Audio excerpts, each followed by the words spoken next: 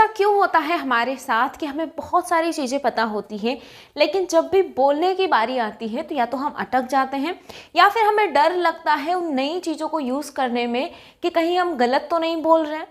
वहाँ पर हमें हेजिटेशन सा फील होता है कि हम इन्हें कैसे यूज़ करें, और ये इसलिए होता है क्योंकि हमें उनका सही से यूज़ नहीं पता होता है। Hello and welcome back to my channel. This is Tina and you are watching me on Real Learning English classes. Here we learn English without doing any kind of translation, but by understanding the scenes behind the actions. ये हमारे spoken English course का 12वां दिन है, जिसमें आज हम future continuous यानी कि विल बी प्लस आईएनजी को सीखने वाले हैं। इस टेंस के नाम से हमें ऐसा लगता है कि ये इतना ज़्यादा इंपॉर्टेंट नहीं होता है। हम बचपन से पढ़ते आ रहे कि जहाँ पर भी रहा होगा, रहे होंगे, ऐसे कुछ वर्ड्स आ जाए वहाँ पर हम इसको यूज़ करते हैं। लेकिन हिंदी में तो हम कभी ऐसे बोलते ही नहीं है कि कल मैं वहाँ जा रहा हूँगा। हम सिंपली बोलते हैं मैं कल वहाँ जाऊँगा, मैं अपनी क्लास अटेंड करूँगा तो मैं प्रैक्टिस करूँगा। हम कभी ऐसे नहीं बोलते कि मैं अपनी क्लास ले रहा होऊंगा। हिंदी में हम ऐसे नहीं बोलते हैं। लेकिन जब आपको ये पता चल जाएगा कि इस टेंस का एक्चुअल में यूज़ क्या है, तो आपको ये बहुत ही यूनिक लगेगा और आप अपनी फ्लुएंसी को एक नेक्स्ट लेवल तक पहुंचा सकते हो। So let's get start the class now. Okay, so जैसा कि मैंने बताया, आज हम क्या सीखने वाले, विल बी प्लस आईएनजी। इसी को हम बोलते हैं फ्यूचर कंटिन्यूअस टेंस, राइट। अब इसका यूज़ अभी तक जो भी हमने सीखा है, सबसे पहली बात तो जैसे कि मैं बोलती हूँ कि यहाँ पर हम किसी भी तरह का कोई ट्रांसलेशन नहीं करते हैं, इसीलिए आपको हिंदी की पहचान पर जाने की कोई ज़रूरत नहीं है कि रहा होगा, रहे होंगे, क्योंकि इस तरह से तो हम कभी हिंदी में बोलते ही नहीं है। जब भी हम हमारी हिंदी में अगर बोलते हैं कि हाँ फ्यूचर में मैं कुछ ऐसा करूँगा, तो वहाँ पर भी हम सिंपली बोलते कि हाँ मैं ऐसा कुछ करूँगा, कल मैं अपनी मीटिंग अटेंड करूँगा तो मैं अपनी क्लास लूँगा, जो कुछ भी। आप कभी ऐसे नहीं बोलते कि मैं अपनी मीटिंग अटेंड कर रहा हूँ। कहीं कहीं पर ही हम इस तरह के सेंटेंसेस बोलते हैं हिंदी में। तो यहाँ पर तो इस पहचान को देखने की जरूरत ही नहीं है कि रहा होगा, रहे होंगे आ जाएगा तो ही आप फ्यूचर कंटिन्यूअस का यूज़ करोगे। लेकिन अगर आप इसके यूज़ को समझ जाते हो तो इसका यूज़ हम कहाँ पर करते हैं, जैसे कि it refers to an unfinished action और event that will be in progress at a time later than now. यानी कि अभी के टाइम से बाद में कोई ऐसी एक्शन जो कि अनफिनिश्ड रहेगी और वो प्रोग्रेसिव रहेगी, राइट। तो उस एक्शन को बताने के लिए हम यूज़ करते हैं फ्यूचर कंटिन्यूअस का। अब वहाँ पर हिंदी में चाहे आप कुछ भी बोलो, लेकिन आपके अकॉर्डिंग और जितने भी टेंसेस हैं, चाहे जितनी भी चीज़ें आप सीखते हो, उनका यूज़ आप अपनी सेंस के अकॉर्डिंग करते हो कि आपका कहने का मतलब क्या है। अगर आप एज अ इंफॉर्मेशन किसी को बता रहे हो कि हाँ ऐसा कुछ फ्यूचर में जाकर के होगा, तो वहाँ पर आप विल के साथ में सिर्फ वर्ब की फर्स्ट फॉर्म का यूज़ करते हो एज अ इंफॉर्मेशन। बट अगर उसी एक्शन को आप ऑन गोइंग दिखाना चाहते हो, अगर वो टाइम टेकिंग एक्शन है, यानी कि उस काम को करने में कुछ टाइम लगेगा, तो उसी सेम एक्शन को आप विल बी प्लस आईएनजी के साथ में भी बना सकते हो, यानी कि फ्यूचर कंटिन्यूअस के साथ में। वहाँ पर आपको हिंदी पर जाने की ज़रूरत नहीं है। जैसे आपने बोला कि कल शाम को मैं किसी से मिल रहा हूँगा, या फिर आप हिंदी में बोल रहे हो अच्छा ना मैं आपको शाम को मिलता हूँ, अभी तो मेरे पास टाइम नहीं है लेकिन मैं आपको शाम को मिलता हूँ। तो वहाँ पर आप सामने वाले को श्योरिटी दिलाने के लिए कि हाँ मैं पक्का आपसे मिलूँगा, इस श्योरिटी को दिलाने के लिए भी आप विल बी प्लस आईएनजी का यूज़ कर सकते हो। क्योंकि जब आप इस टेंस का यूज़ करते हो तो इससे ये पता चलता है सामने वाले को कि कहीं ना कहीं जो एक्शन है वो फ्यूचर में शुरू तो हो ही जाएगा। ऑनगोइंग रहेगा तो ऑब्वियसली शुरू तो पहले ही हो जाएगा, राइट। तो जब भी आपको किसी को श्योरिटी दिलाना हो किसी एक्शन के बारे में कि हाँ फ्यूचर में ऐसा कुछ होगा, तो वो श्योरिटी दिलाने के लिए भी आप इस टेंस का यूज़ कर सकते हो। बट आपकी सेंस अगर कहती है कि हाँ टाइम टेकिंग एक्शन है और ये एक्शन जो है वो प्रोग्रेसिव रहेगा, कुछ टाइम लेगा होने में, तो उस वाली एक्शन को बताने के लिए भी आप विल प्लस V1 के बजाय विल बी प्लस आईएनजी का यूज़ कर सकते हो। अब जैसे मैंने बोला कि शाम को मैं किसी से मिलूंगी, राइट। तो यहाँ पर शाम को आने वाला टाइम है, तो फ्यूचर में जब भी शाम को जो भी कोई टाइम होगा, वो मिलने का काम है, वो एक इस एग्जैक्ट टाइम पर ऑनगोइंग रहेगा, यानी कि प्रोग्रेसिव रहेगा। तो उसी एक्शन को बताने के लिए मैं क्या यूज़ कर सकती हूँ, सिंपली ये बोलने की बजाय that I will meet you, I can say here that I will be meeting you, I will be meeting you, right? Let's see some sentences here. First we'll see a sentence with a picture so that we can understand कि scenario हमारा कैसा बनता है वहाँ पर, right. अब यहाँ पर एक और बात आती है कि जो भी आप पढ़ते हो, जिन भी चीज़ों की आप प्रैक्टिस करते हो, ट्राई टू इमेजिन देम। जो भी आप पढ़ रहे हो उनको इमेजिन करने की कोशिश किया करो कि आपके माइंड में अच्छे से एक पिक्चर बन जाए जो भी आप डिस्क्राइब कर रहे हो। अब अपना जितना भी काम आप फ्यूचर में जाकर के करोगे, जब आप उसकी एक पिक्चर अपने माइंड में क्रिएट करोगे तो आपको लगेगा कि हाँ आप ये काम कर रहे हो, उस टाइम पर आप दिखाई दोगे वहाँ पर कुछ काम करते हुए। और अगर आप उस काम को करते हुए दिखाई दे रहे, इट मीन्स कि वो काम ऑन गोइंग रहेगा फ्यूचर में। तो उसी एक्शन को आप जब भी बताओगे इंग्लिश में तो वहाँ पर आप यूज़ करोगे विल बी प्लस ING का, right. Now let's see the sentence and try to understand it. Okay, so as you can see here that at sunset, अब ये एग्जैक्ट टाइम है, यानी कि जब सनसेट का टाइम रहेगा, the campers will be sitting around the bonfire sharing stories and enjoying the warmth, right। अब वो लोग क्या करेंगे, कैंपर्स का मतलब होता है कि जो भी लोग पिकनिक पर जाते हैं या फिर किसी भी टूर पर अगर आप जा रहे हो और ये जो कैंप वगैरह आप लगा करके रखते हो वहाँ पर, तो उन लोगों को हम बोलते हैं कैंपर्स, लाइक। तो जैसे आप इस पिक्चर में देख सकते हो कि ये लोग क्या कर रहे हैं, अभी नहीं कर रहे हैं ये कुछ भी, ये फ्यूचर में जाकर के करेंगे। तो उसी पिक्चर को हम इमेजिन कर रहे हैं कि ऐसा ऐसा होगा फ्यूचर में, लेकिन वो एक एग्जैक्ट टाइम पर ऑन गोइंग रहेगा। अब एग्जैक्ट टाइम हमारा क्या है, सनसेट का टाइम है, जैसे कि आप इस पिक्चर में देख सकते हो। और ये लोग क्या कर रहे हैं, कुछ स्टोरी शेयर कर रहे हैं जो कि फ्यूचर में वो लोग करेंगे। अभी इस पिक्चर में हमें दिखाई दे रहा है यहीं पर, लेकिन जब हम इस एक्शन को कब के लिए डिस्क्राइब कर रहे हैं, फ्यूचर के टाइम के लिए, राइट। तो वो लोग ये कर रहे होंगे, यानी कि will be sitting around the bonfire के अराउंड वो लोग बैठे हुए हैं, फ्यूचर में ऐसे बैठे रहेंगे और वहाँ पर क्या करेंगे, स्टोरीज शेयर करेंगे और वार्मथ यानी कि जो भी उनका बोनफायर है उसकी जो गर्माहट है उसको एंजॉय करेंगे, राइट। तो ये सारी एक्शन वो कब करेंगे, फ्यूचर में जाकर के करेंगे। लेकिन इस पिक्चर में हमें ये सामने दिखाई दे रहा है, इसलिए हम हिंदी में चाहे इसको जैसे भी डिस्क्राइब करें अभी, लेकिन अगर इमेजिन करें कि ये सब कब होगा, फ्यूचर में होगा, तो हमें ऑन गोइंग दिखाई दे रहा है सब कुछ। ये क्या है, ऑन गोइंग दिखाई दे रहा है यहाँ पर चलता हुआ, जैसे कि ये लोग स्टोरी शेयर कर रहे हैं, ये लोग एंजॉय भी कर रहे हैं, वहाँ पर सनसेट का टाइम है। तो ये सारी चीज़ें फ्यूचर के एक एग्जैक्ट टाइम पर ऑन गोइंग रहेगा, इसीलिए हमने यहाँ पर यूज़ किया है will be plus ING, that they will be sitting, they will be sharing stories and they will be enjoying the warmth, right।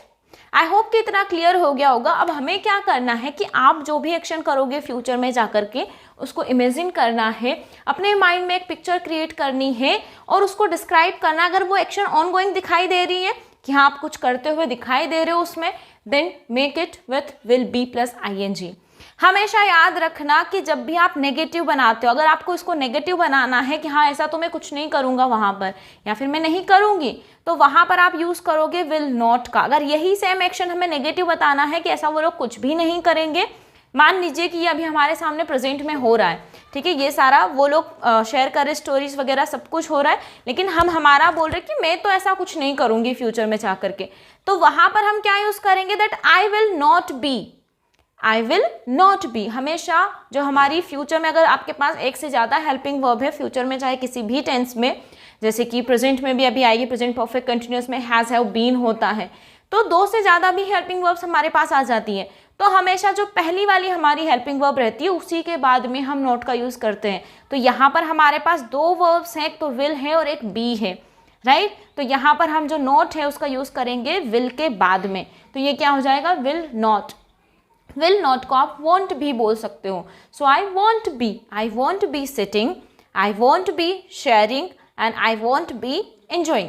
जो भी आपको बताना है कि हाँ फ्यूचर में ऐसा कुछ नहीं करोगे, then you can make it with negative structure, that I will not be और आई वॉन्ट बी।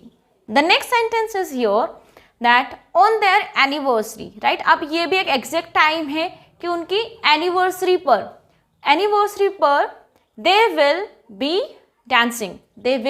डांसिंग, यानी कि इस एक्शन को भी क्या दिखाया गया है, ऑन गोइंग है कि उनके एनिवर्सरी पर वो लोग क्या करेंगे, डांस करेंगे। डांस करना एक टाइम टेकिंग एक्शन है जो कि कुछ टाइम लेता है, राइट। इस डांस को करने में टाइम लगता है, इसीलिए हमने इसको विल बी प्लस ING के साथ बनाया है। अब इसकी सेंस क्या है, टाइम टेकिंग, ऑन गोइंग रहेगा ये फ्यूचर में, इसीलिए हमने इसको विल बी प्लस ING से बनाया है। लेकिन आप इसको एज ए इन्फॉर्मेशन बताना चाहते हो किसी को कि हाँ उनके एनिवर्सरी पर वो लोग डांस करेंगे, राइट। तो इसको आप सिंपल भी बना सकते हो that they will dance on their anniversary. But यहाँ पर हम इस एक्शन को ऑन गोइंग दिखाना चाहते हैं कि हाँ ये कुछ टाइम तक चलेगा फ्यूचर में, इसीलिए हमने इसको विल बी प्लस ING से बनाया है। तो आप भी अपनी एक्शंस को ऐसे ही बता सकते हो। So dancing under the stars, reminiscing about the beautiful moments they have shared, they have shared, they have shared, they have shared, right. तो वो लोग रेमिनिसिंग का मतलब क्या होता है, यहाँ पर एक न्यू वर्ड आया हमारे लिए।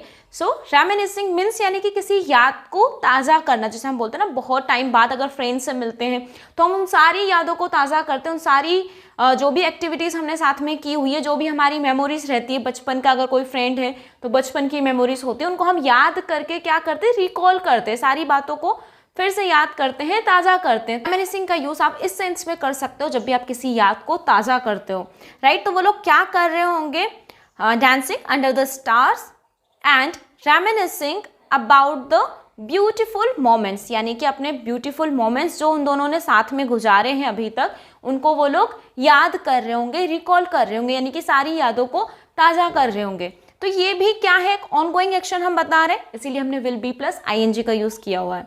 Next sentence, by the time the guest arrive, यानी कि जब तक सारे मेहमान आएंगे। अब ये भी क्या है, हमारा एक एग्जैक्ट पॉइंट है, यानी कि उस टाइम तक जब तक कि सारे मेहमान आएंगे, the chef will be preparing a mouth watering feast in the kitchen, right. feast का मतलब होता है कि आप अपनी, अगर हिंदी में बोले इसको तो दावत आप बोल सकते हो, जब आप किसी के लिए बहुत ही, किसी फंक्शन के लिए जो भोजन तैयार होता है उसके लिए भी आप इसका यूज़ कर सकते हो, राइट। तो जब तक सारे मेहमान आएंगे तब तक शेफ क्या करेगा, सारे ही मेहमानों के लिए एक भोजन, बहुत ही स्वादिष्ट भोजन, माउथ वाटरिंग, आप इसको यूज़ कर सकते हो उस खाने को डिस्क्राइब करने के लिए, यानी कि भोजन कैसा होगा, बहुत ही स्वादिष्ट होगा, ऐसा खाना कि उसको देखते ही मुंह में पानी आ जाए, तो वहाँ पर आप यूज़ कर सकते हो माउथ वाटरिंग। सो माउथ वाटरिंग। जितने भी वर्ड्स आपको ऐसे मिलते हैं जो कि आपके लिए न्यू हैं, आपने इससे पहले कभी नहीं पढ़े थे, या फिर हो सकता है कि आपने सुने हो, पढ़े भी हो, लेकिन जिनको आप यूज़ नहीं करते हो, so please write down the words and try to use them in your real conversation.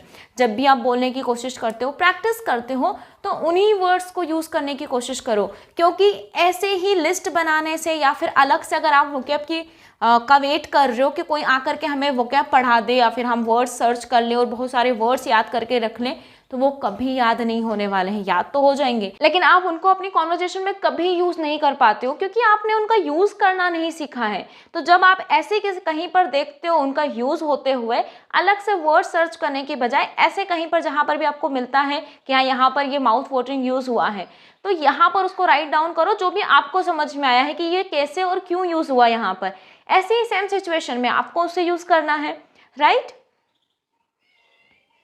Next sentence is here, at the stroke of noon. अब यहाँ पर स्ट्रोक का यूज हुआ है, फिर से एक न्यू फ्रेज हो गई, eight the stroke of, right. Eight the stroke of का मतलब होता है कि किसी भी एग्जैक्ट पॉइंट पर, जैसे नून है तो यानी कि बराबर जब दोपहर का टाइम था, एग्जैक्ट नून, उस टाइम की बात हो रही है, तो आप इसको कहीं पर भी यूज कर सकते हो। जैसे मैंने बोला कि eight the stroke of 10 AM, यानी कि सुबह के बराबर 10 बजे, राइट। तो आपको किसी भी सेंस में आप इसका यूज कर सकते हो। The marathon runners will be crossing the finish line, यानी कि बराबर जब दोपहर का टाइम होगा उस टाइम पर जो मैराथन रनर्स क्या है, वो क्या कर रहे होंगे, उस टाइम पर फिनिश लाइन को क्रॉस कर रहे होंगे, यानी कि ये उनका ऑनगोइंग एक्शन है, उस टाइम पर ऐसा हो रहा होगा। एग्जैक्ट टाइम की हम बात कर रहे हैं। इस टेंस को समझने के लिए आप एक और बात का ध्यान रख सकते हो यहाँ पर, कि जब भी आप इसे डिस्क्राइब करते हो, जब भी इस टेंस का आप यूज़ करते हो, तो उसमें कहीं ना कहीं आपका एक एग्जैक्ट पॉइंट होता है, या तो वो एक एक्शन हो सकती है या फिर एक टाइम हो सकता है। जैसे आपको बोलना है कि जब तुम मेरे घर आओगे मैं उस टाइम पर खाना बना रही होंगी, राइट। तो यहाँ पर दो एक्शन की बात हो रही है कि एक तो आप मेरे घर आओगे और उसी टाइम पर मैं क्या कर रही होंगी, खाना बना रही होंगी, यानी कि मेरा जो काम करना है वो ऑन गोइंग रहेगा जब आप घर पर आओगे। तो इसे बताने के लिए मैं कंटिन्यूस का यूज़ करूँगी यहाँ पर, फ्यूचर कंटिन्यूस का, विल बी प्लस आईएनजी का। और वहीं पर अगर आप एग्जैक्ट टाइम की बात करो, तो जैसे मैंने आपसे बोला कि अच्छा इस संडे को आप क्या कर रहे हो, फ्री हो क्या, कहीं बाहर चले घूमने के लिए, तो आप नहीं हो फ्री, राइट, संडे को आप फ्री नहीं हो, तो आप क्या बोलोगे कि नहीं इस संडे को तो मैं फ्री नहीं हूँ, लेकिन मैं नेक्स्ट संडे को चल सकता हूँ, मैं नेक्स्ट संडे पक्का आपके साथ चलूँगा, राइट। तो यहाँ पर आप सामने वाले को श्योरिटी भी दिला रहे हो और एक एग्जैक्ट टाइम की भी बात कर रहे हो कि नेक्स्ट संडे मैं चलूंगा आपके साथ में। तो वहां पर आप विल बी प्लस आईएनजी का यूज कर सकते हो, that I will be going with you next Sunday, right. Let's see some more sentences जो कि हम अपनी कॉन्वर्जेशन में यूज कर सकते हैं and try to understand it. Okay, the first sentence you can see here that I will be meeting you tomorrow। जैसे आपको किसी ने मिलने के लिए बोला कि अच्छा आप अभी मुझसे मिल सकते हो क्या, लेकिन आपके पास टाइम नहीं है कि नहीं यार मैं अभी तो नहीं मिल सकता, लेकिन कल पक्का मिल सकता हूँ, कल मैं आपसे पक्का मिलूंगा, राइट। सो उस वाली सेंस में, क्योंकि आप सामने वाले को कहीं ना कहीं श्योरिटी भी दिला रहे हो कि हाँ कल मैं पक्का तुमसे मिलूंगा, और मिलना जो हमारा है वो टाइम टेकिंग भी है, टाइम टेकिंग यानी कि टाइम भी लगेगा, जब मिल रहे होंगे तो ऑनगोइंग रहेगा। तो उस वाली सेंस में भी आपने क्या यूज किया है, आई will be meeting you tomorrow, right. अभी तो नहीं मिल सकता लेकिन मैं कल आपसे पक्का मिलूंगा। Next sentence, I will be doing it in the evening. जैसे आपसे किसी ने पूछा अच्छा आपने ये काम कर दिया क्या, तो आपने बोला कि नहीं अभी तक तो मैंने नहीं किया है, लेकिन शाम को मैं जरूर कर दूंगा, शाम को मैं इस काम को करूंगा, यानी कि इवनिंग का जो टाइम रहेगा उस टाइम पर ये जो काम की आप बात कर रहे हो ये ऑनगोइंग रहेगा, राइट। तो आपने क्या बोला, आई will be doing it in the evening, और इसमें कहीं ना कहीं आप टाइम को एम्फेसाइज कर रहे हो, इस टाइम के ऊपर स्ट्रेस दे रहे हो कि इवनिंग में इसको करोगे, टुमारो आप उससे मिलोगे, right. Next sentence, I will be attending the meeting at 9 PM। अगर आपसे किसी ने बात की अच्छा 9 बजे ना मैं फ्री हूँ, मूवी देखने चले क्या आज, लेकिन आपके पास टाइम नहीं है, तो आप क्या बोलोगे, नहीं यार रात के 9 बजे तो मैं मीटिंग अटेंड करूंगा। तब उस मीटिंग को जब आप अटेंड करोगे तो वो भी टाइम टेकिंग रहेगा, कुछ टाइम तक चलेगा, इसीलिए आपको बाहर जाने का टाइम नहीं है, राइट। तो आपने क्या बोला, आई will be attending the meeting at 9 PM, यानी कि मैं उस मीटिंग को कब अटेंड करूंगा, 9 PM पर तो मेरी कोई मीटिंग रहेगी तो मैं उस मीटिंग को अटेंड करूंगा, इसीलिए मैं आपके साथ नहीं चल पाऊंगा, right. The next sentence, what will you be doing this time next week? अब नेक्स्ट वीक की हम बात करें कि अच्छा इस टाइम आप नेक्स्ट वीक क्या करोगे, तो वहां पर भी हमारा कहने का मतलब है कि जैसे आपने बोला कि नेक्स्ट वीक आप क्या करोगे, तो नेक्स्ट वीक लंबा पीरियड है, तो उस पूरे टाइम पीरियड में आप क्या करोगे, आपकी जो भी सेंस निकलती है, एज इन्फॉर्मेशन पूछ रहे हो तो व्हाट विल यू डू का आप यूज कर सकते हो, लेकिन आप पूरे टाइम के बारे में पूछ रहे हो, ऑनगोइंग एक्शन के बारे में पूछ रहे हो, इसलिए आपने यूज कर दिया what will you be, right. यहाँ पर क्योंकि ये हमारा क्वेश्चन है और हमने सिर्फ विल को आगे लेकर के आए हैं, बी को हमने सब्जेक्ट के बाद में ही रखा है, तो हमेशा याद रखना जब भी आपके पास सेंटेंस में एक से ज़्यादा हेल्पिंग वर्ब आती है तो हमेशा आप पहली वाली हेल्पिंग वर्ब को के बाद में ही नोट लगाते हो जब भी नेगेटिव बनाते हो, और अगर आप क्वेश्चन बना रहे हो तो उस पहली वाली हेल्पिंग वर्ब को ही पहले लेकर के आओगे सब्जेक्ट से, बाकी की सारी चीज़ें सब्जेक्ट के बाद में ही रहेगी। तो यहाँ पर भी हम सिर्फ विल को लेकर के आए, that what will you be doing, right. Okay, so that's enough for today. I hope कि आपको सारी चीज़ें क्लियर हो गई होंगी। अब से आपको जब भी फ्यूचर के बारे में किसी चीज़ को डिस्क्राइब करना है तो आपको वहाँ पर सिर्फ विल प्लस V1 का यूज़ नहीं करना है।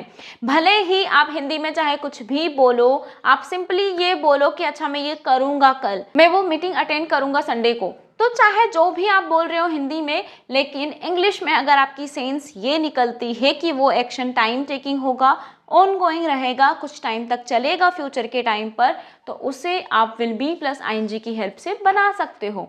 जब भी आपको सामने वाले को श्योरिटी दिलाना हो कि अच्छा ऐसा काम अभी तो मैंने नहीं किया है, आज तो मैं नहीं कर पाऊंगा, लेकिन कल पक्का कर दूंगा, कल पक्का ये काम करूंगा, तो उससे सामने वाले को श्योरिटी हो जाती है कि अच्छा अगर आपने विल बी प्लस आईएनजी का यूज़ किया है तो इससे ये सेंस निकलती है कि ये जो काम है ये प्रोग्रेसिव रहेगा, ऑनगोइंग रहेगा। इट मीन्स कि शुरुआत तो इसकी हो ही जाएगी, जैसे कि मैंने बोला कि हमें किसी तरह की हिंदी पर नहीं जाना है, रहा होगा, रहे होंगे, इनको हमें नहीं देखना है।